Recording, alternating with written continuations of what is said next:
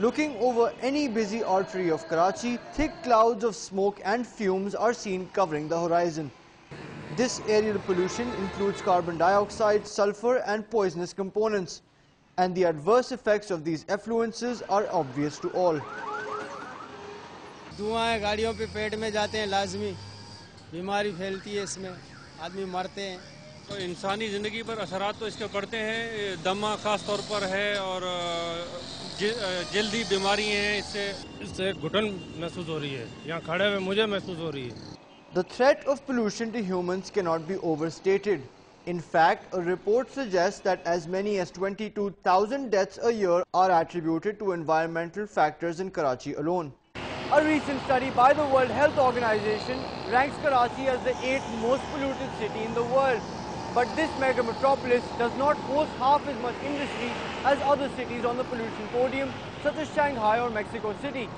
Here, the most pollution comes from traffic. Buses, cars, trucks and rickshaws churning out poisonous gases go largely unchecked. Experts say the lack of emissions tests for vehicles and proper environmental surveys perpetuates the menace of pollution. The main causes of air pollution in Pakistan are with regard to transport sector. Nowadays it's a common practice just to save few pennies we are using smuggled low quality fuel. The government has included protection of the environment in its party manifesto and claims to be working on a new strategy to curb this menace.